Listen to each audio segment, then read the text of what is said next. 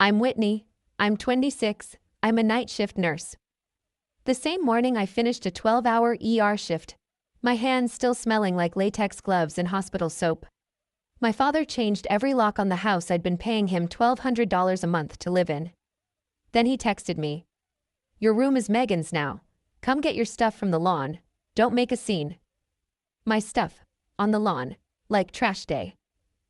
By Friday, a sheriff's deputy was standing on his front porch with a stack of papers. What those papers said made my father physically sit down on the steps. But the real damage?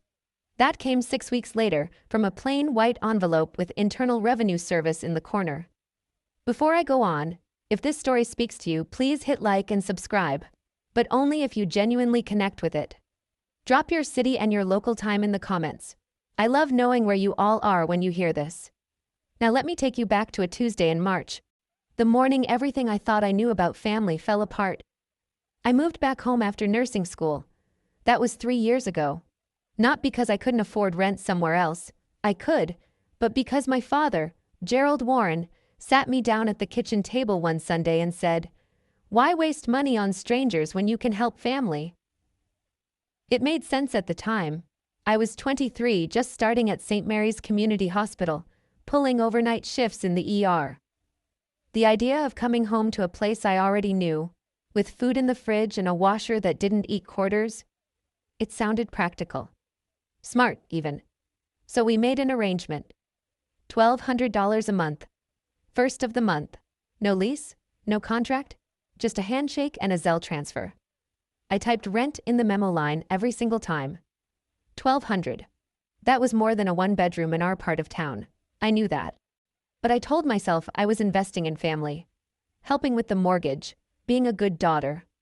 Here's what being a good daughter looked like. I worked 12-hour night shifts, drove home at 7 in the morning, and made breakfast for the house before I slept. Eggs, toast, coffee. On the table by 7:30. I did laundry on Wednesdays. Cleaned the bathrooms on Saturdays. Took the trash out because nobody else remembered. Nobody said thank you. Not once. I'm not exaggerating, not once in 3 years. My sister Megan, 23, 2 years younger, lived in the room across the hall. She paid nothing, zero. I asked my father about it once, carefully, the way you ask about something you already know the answer to. He didn't even look up from the TV. "She's still finding herself, Whit. Don't be petty." I told myself it was temporary, that he'd see how hard I worked. I was wrong about a lot of things back then, but I was most wrong about that. Megan got engaged in February. Her boyfriend Tyler Brooks, 25, worked at a Toyota dealership off Route 9, proposed at a Red Lobster on Valentine's Day. Megan posted 14 photos, 312 likes. My father reacted like she'd won the Nobel Prize. Within a week, Gerald was planning an engagement party. At the house. 30 guests. Aunts, uncles, cousins, neighbors, Gerald's poker buddies. He ordered a custom banner from Etsy.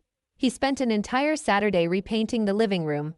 Agreeable gray, Megan's choice. I watched him carry paint cans from the garage. 2 years ago, I'd asked him to repaint my bedroom. The ceiling had a brown water stain the size of a dinner plate. He said he'd get to it. He never did. Now here he was, 2 coats, blue painter's tape on every baseboard, whistling while he worked. Megan walked through the living room while I was scrubbing the kitchen floor for the party. "Whit, can you do those little cucumber sandwich things? You're good at this stuff." Not, "Can you help?" Not, "Would you mind?" Just, "You're good at this stuff." I said sure, because I always said sure. The week before the party, I came home from a shift and found Gerald standing in my bedroom doorway with a tape measure. He was measuring the wall where my desk sat. "What are you doing?" "Just thinking about storage." He rolled up the tape measure and walked past me without another word. I stood there in the doorway, still in my scrubs, and felt something I couldn't name yet. Storage. That's the word he used. I didn't think twice about it. I should have. Tuesday, March 11th. I clocked out of St. Mary's at 6:52 a.m. It had been a hard shift, a motorcycle accident at midnight, a grandmother coding at 3 a.m. We got her back, but barely. My hands were steady for 12 hours. They didn't start shaking until I turned onto my street. I saw the boxes first, cardboard boxes on the lawn, 3 black trash bags next to them, a laundry basket tipped on its side, my clothes spilling onto the wet grass, my nursing textbooks stacked on the walkway, spines warping in the morning dew. I thought we'd been robbed. Then I saw the lock. New, brass, still shiny. I put my key in. It didn't turn. I tried again. Nothing. My phone buzzed. One text from my father. "Your room is Megan's now. Come get your stuff from the lawn. Don't make a scene." I read it 3 times. My thumb hovered over the call button. Then a second text came in, from my mother, Carol. "Honey, your father already decided. It's better this way."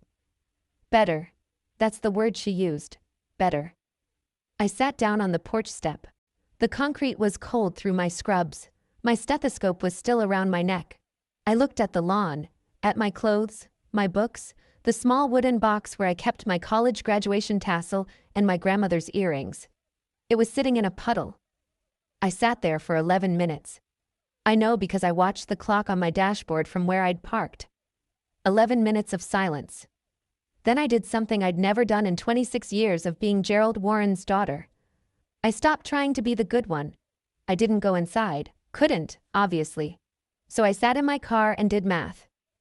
3 years. 12 months a year. $1,200 a month. $43,200. That's what I'd paid Gerald Warren to live in a room he just gave to my sister's fiancé. No notice, no conversation, no refund. I checked my savings account on my phone. $2,100.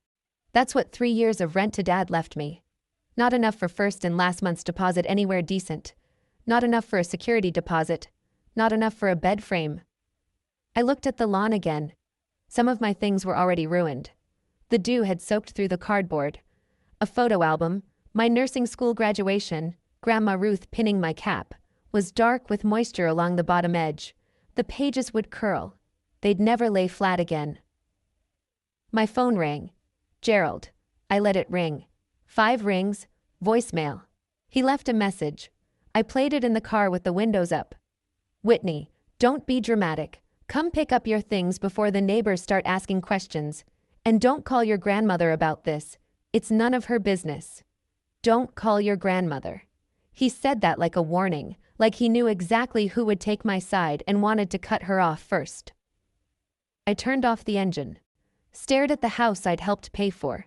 Stared at the new brass lock catching the morning light like a middle finger. He planned it. He waited until I was gone, 12 hours overnight, guaranteed not to walk in.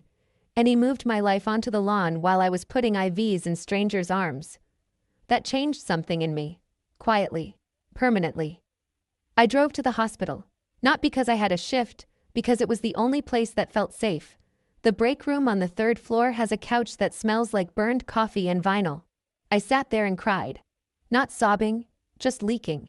Tears running into my scrubs while I held a paper cup of water I never drank. Donna Castillo found me at 8:15. Donna's a charge nurse on the day shift. 34, Puerto Rican, built like a firecracker, married to a man who argues for a living. She took one look at me and closed the break room door. "Talk." I told her everything. The locks, the text, the lawn, the boxes. Donna didn't say, "I'm sorry." She didn't say, "That's terrible." She asked a question I didn't expect. "Did you pay him by Zelle or Venmo?" "Zelle. Every month." "What did you write in the memo?" "Rent." Donna pulled out her phone and called her husband Marco right there. She put it on speaker.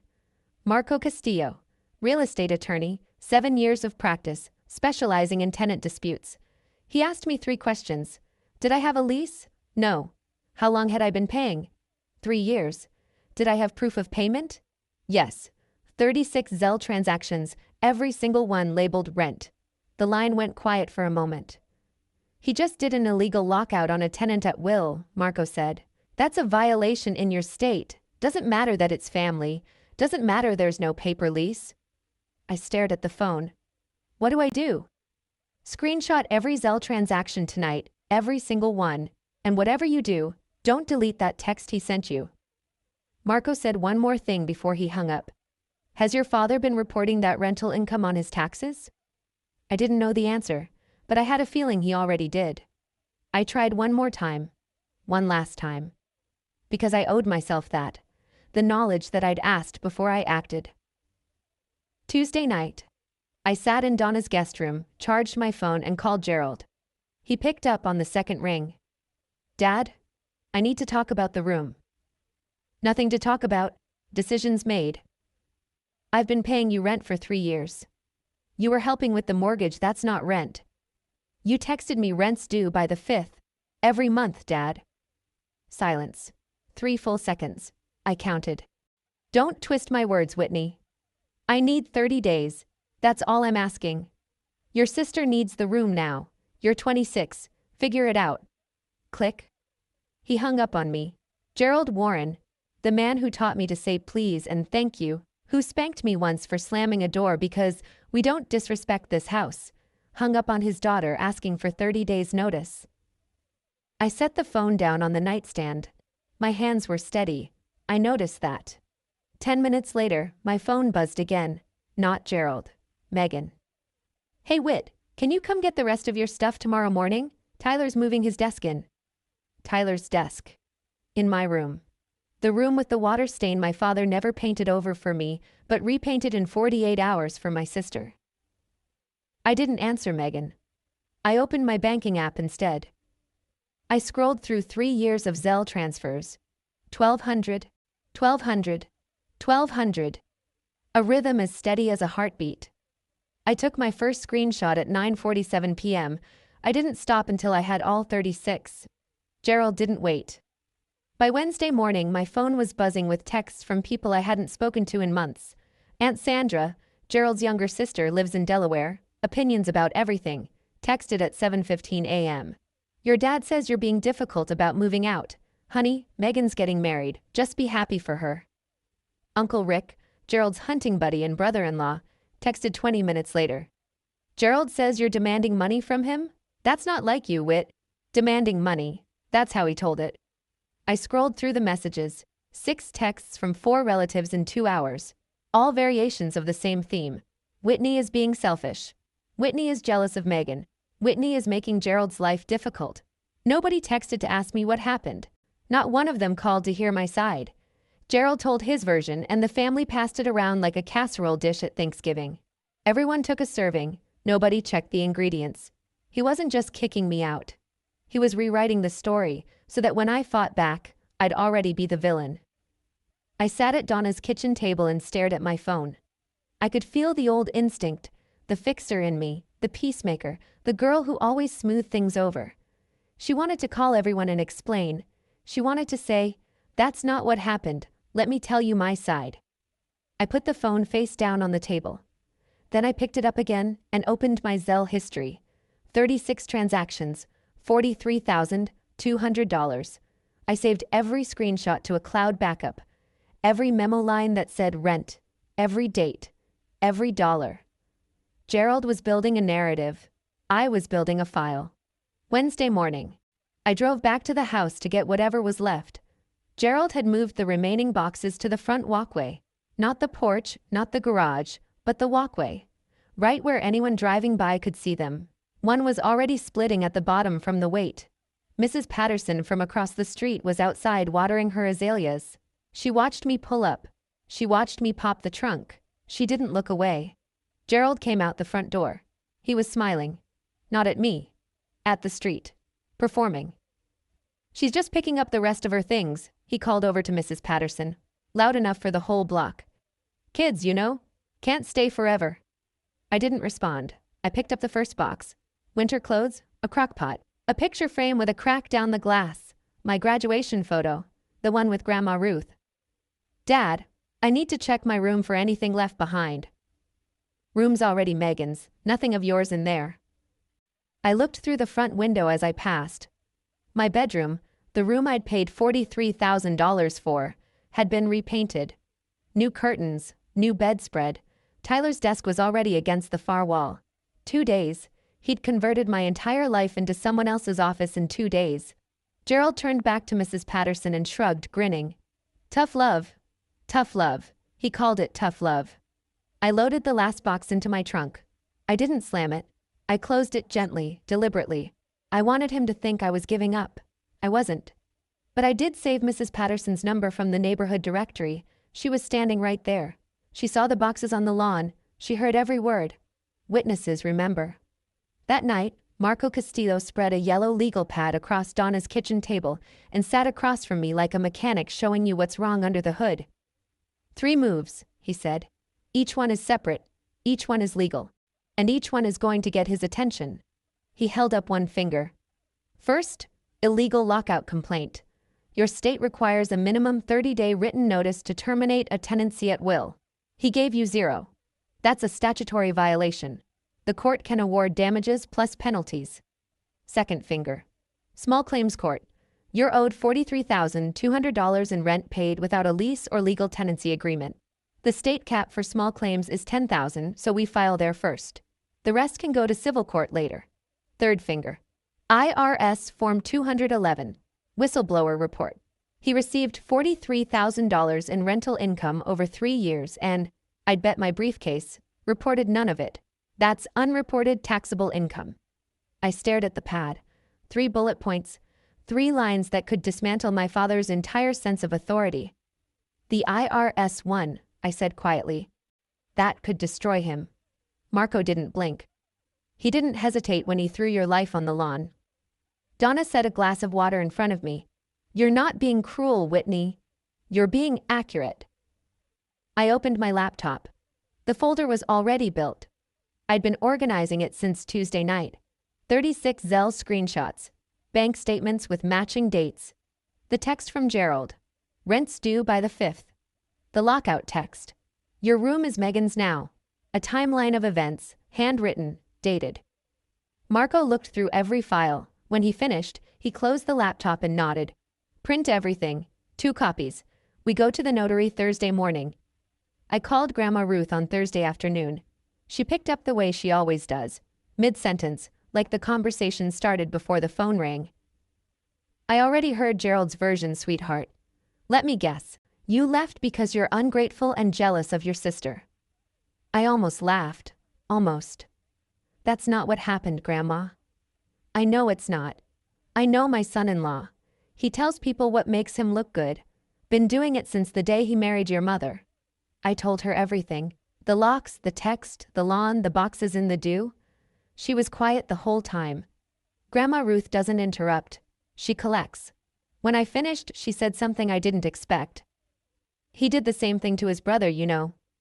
I didn't know. Eddie. Gerald's younger brother. They inherited their mother's duplex together. 50-50 split. Gerald moved in, started making decisions without Eddie. And when Eddie disagreed, Gerald changed the locks on his half. Told the whole family Eddie abandoned the property. Eddie didn't fight it. Lost his share. Hasn't spoken to Gerald in 15 years. She let that sit. Don't do what Eddie did, honey. Eddie stayed quiet. Lost everything. My throat tightened. I'm not staying quiet. Good. Then she said something that hit harder than all of it. Your mother called me last night. She knows it's wrong, Whitney. She knows. She just won't say it out loud. My mother knew. She knew, and she let it happen.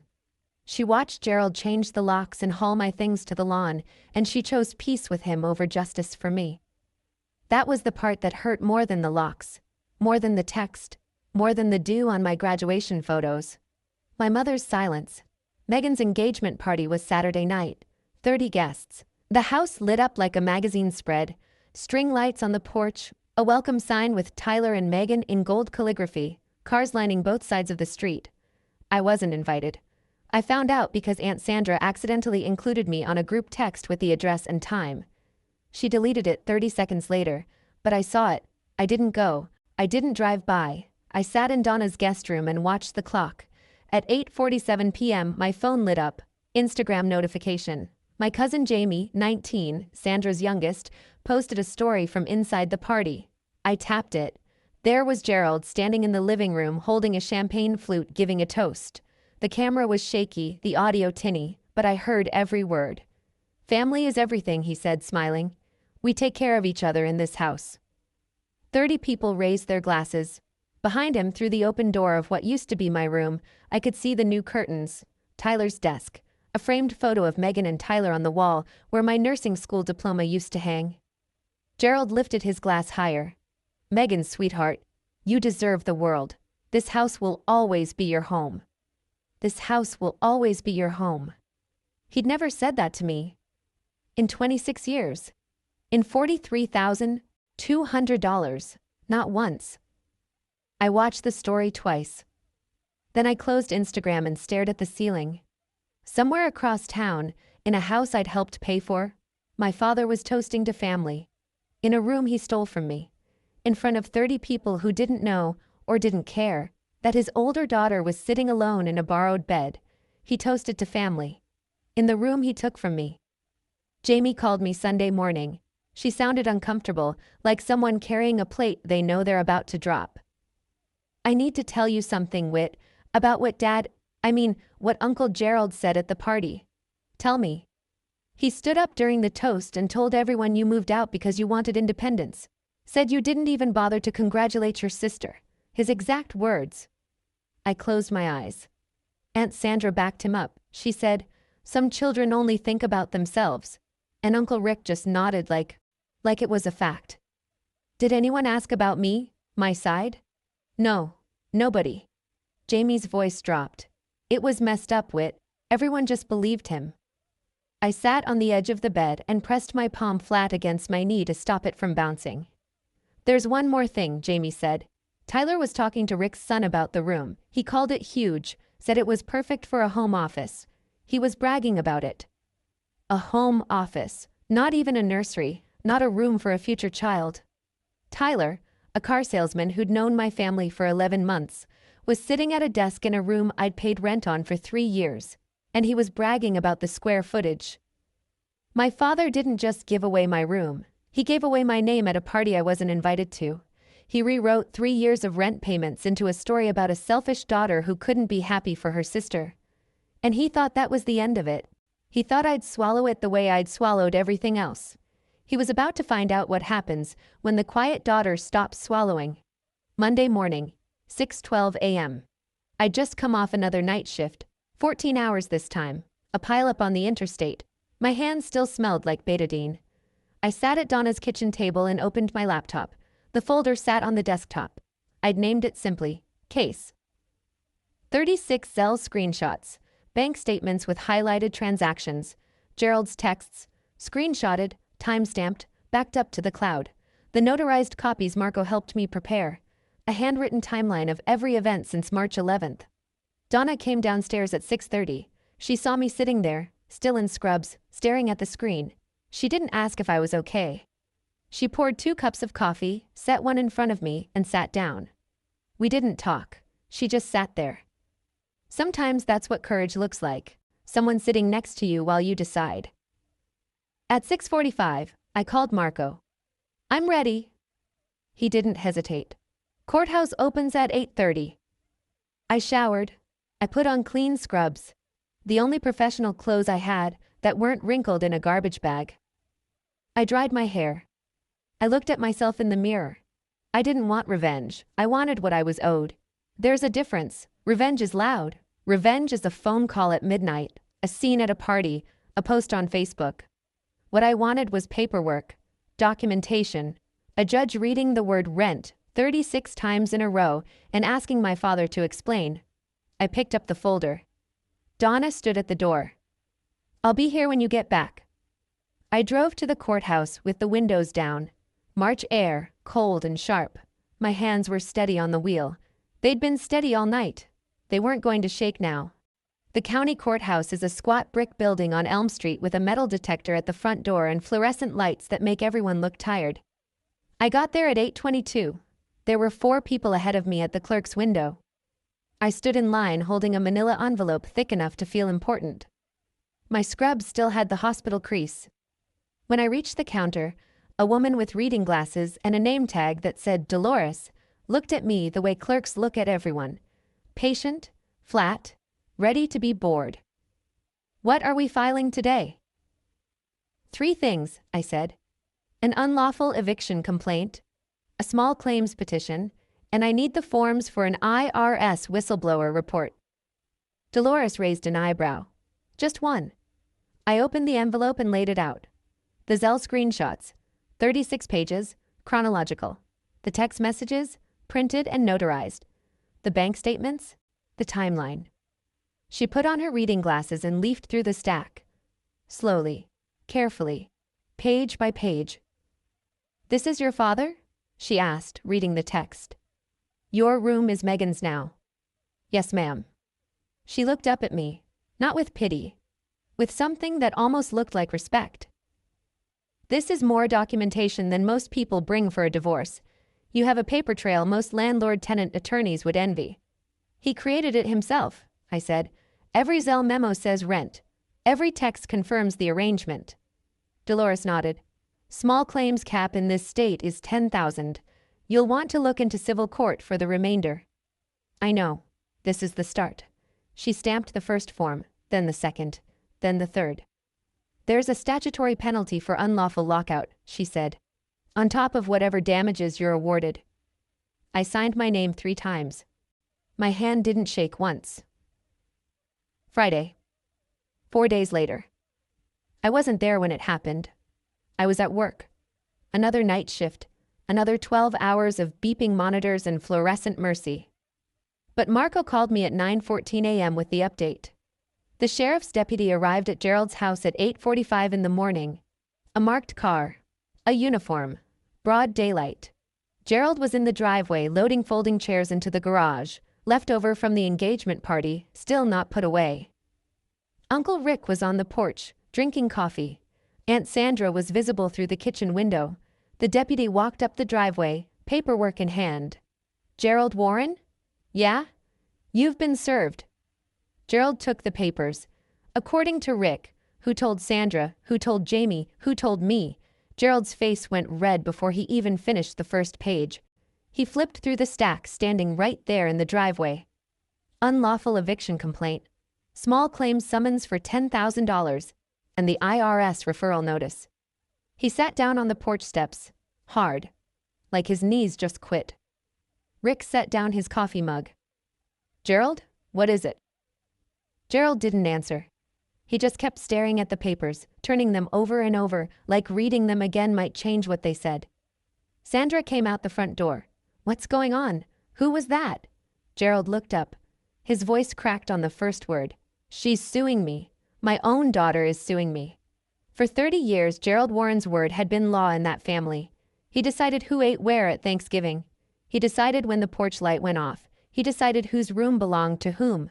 On Friday morning, standing in his own driveway with his coffee getting cold, he found out the actual law disagreed. My phone didn't stop ringing all day Friday. Uncle Rick called first. I picked up. "Whitney, what did you do?" "I filed what was legal and accurate, Uncle Rick." "He's your father." "And I was his tenant. For 3 years." He hung up. Aunt Sandra called my mother. My mother called me, crying. Not angry crying, just the helpless kind. The sound of a woman who's spent 30 years avoiding the exact moment she's standing in. "Whitney, please, can you take it back?" "There's nothing to take back, Mom. It's filed." Then Megan. Her voice came through the phone like a car alarm. "You're ruining my engagement. You know that, right?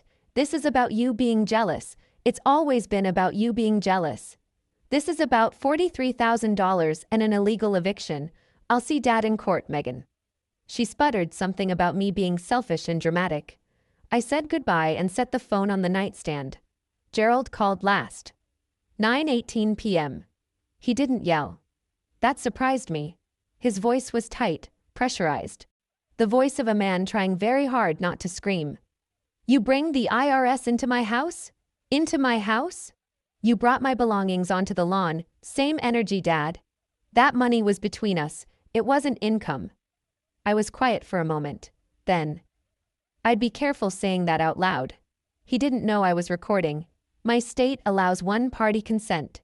Every word he'd just said, that money was between us, it wasn't income, was now a time-stamped audio file confirming he received the payments and considered them unreportable.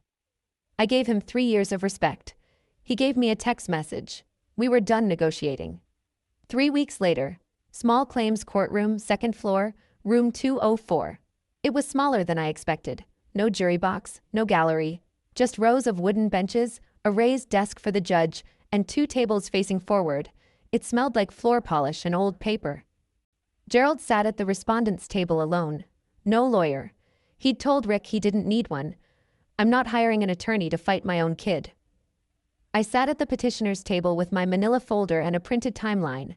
Marco had prepped me but couldn't represent me in small claims. It's self-represented only in our jurisdiction.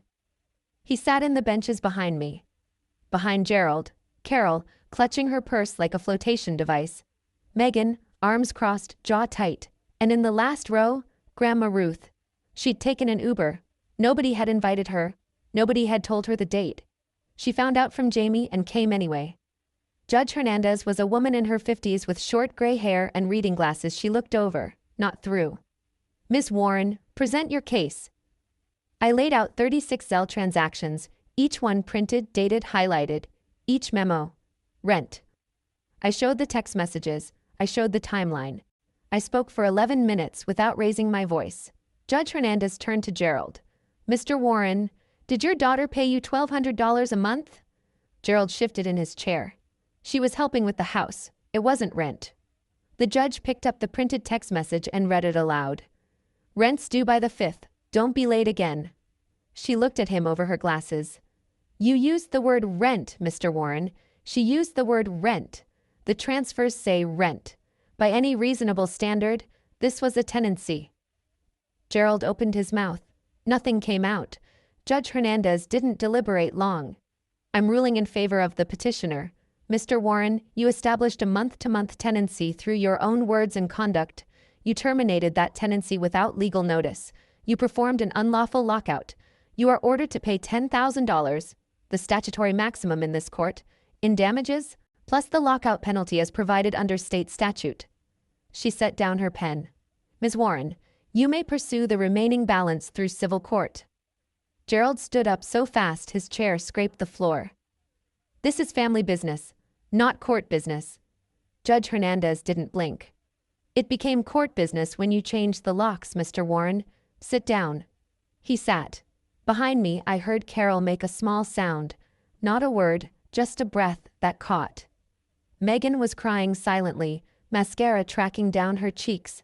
Not for me, for the scene, for the fact that people she knew were in this room, hearing these numbers. But the moment I'll carry with me happened in the back row. Grandma Ruth stood up slowly, 79 years old, bad hip, holding the bench for balance. She walked forward, past Carol, past Megan, until she was standing beside me at the petitioner's table. She didn't say anything, she just took my hand. Her fingers were cool and steady. Then she turned around and looked at Carol. I raised you better than this, Carol. You watched it happen. My mother's face crumbled. She looked down at her lap. She didn't argue. She didn't defend herself. She just sat there holding her purse, shrinking. Megan stared at the wall. Gerald stared at the floor. Grandma Ruth squeezed my hand. Her voice was low, just for me. Your grandfather would be proud of you, Whitney. That's when I cried. The courtroom was one kind of reckoning. The IRS was another. 6 weeks after the hearing, Gerald opened his mailbox and found a plain white envelope. No logo on the outside. Just a return address in Austin, Texas, and the words, Internal Revenue Service, printed in small, unassuming type. He told Carol it was probably a mistake. It wasn't. The IRS opened an audit on 3 years of Gerald's tax returns. $43,200 in unreported rental income. Not declared, not filed, not mentioned on a single 1040 he'd submitted. Marco explained the math to me over the phone, clinically, the way a doctor reads lab results. Unpaid federal tax on the unreported income, approximately $11,000. Penalties for failure to report, another $4,000 to $6,000. Interest accrued over 3 years, roughly $2,000 more. Total estimated liability, somewhere between $17,000 and $22,000.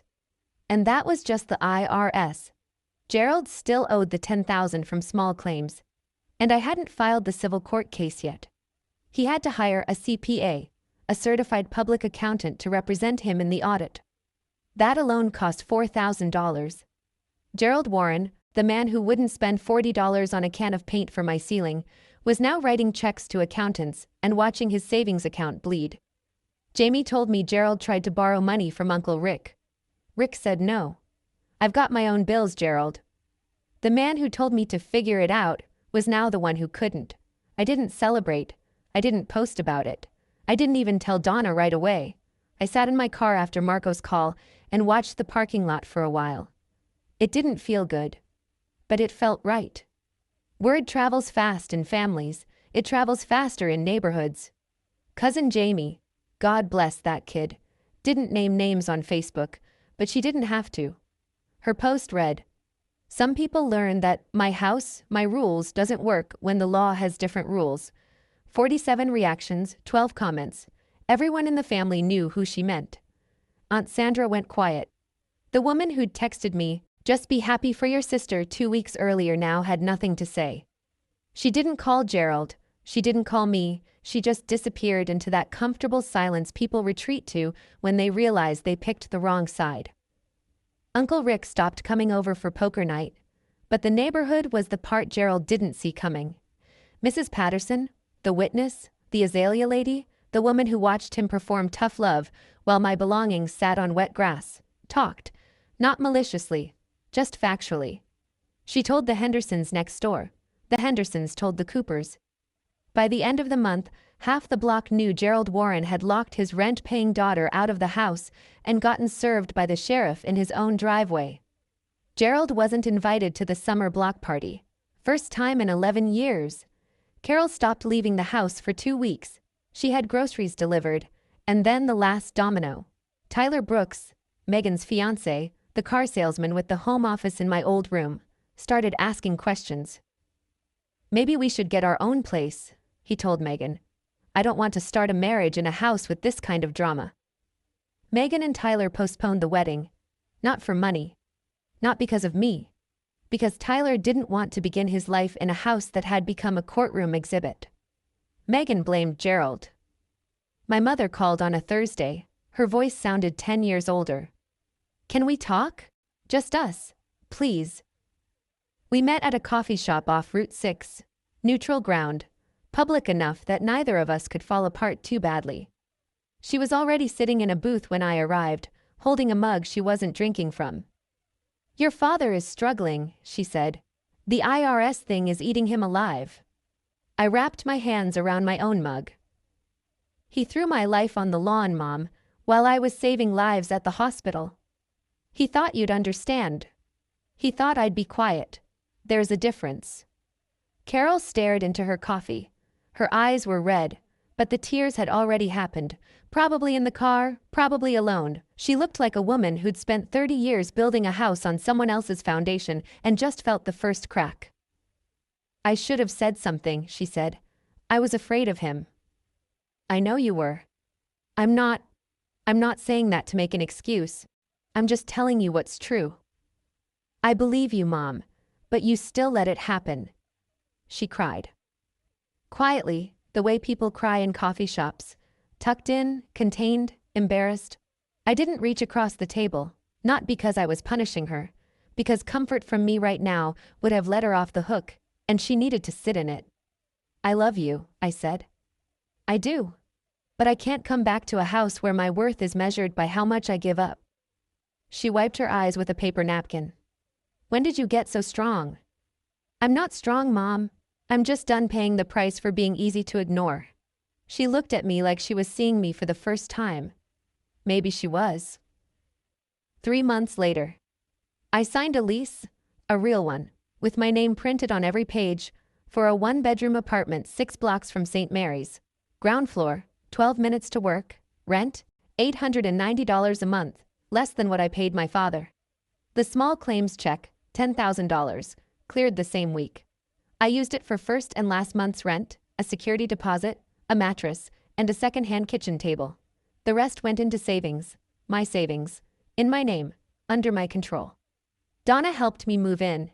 She showed up with her minivan, 3 laundry baskets of donated kitchenware, and a 6-pack of ginger ale because champagne is for closers and you're not done yet. I set up the bedroom first, hung the curtains Donna found at Goodwill. Arranged my nursing books on a shelf that didn't belong to anyone else. Saturday afternoon, there was a knock. I opened the door and found Grandma Ruth standing in the hallway, holding a lamp. It was brass, old with a green glass shade. The cord had been rewired, probably twice. "This was mine when I first lived on my own," she said. 1967. "I want you to have it."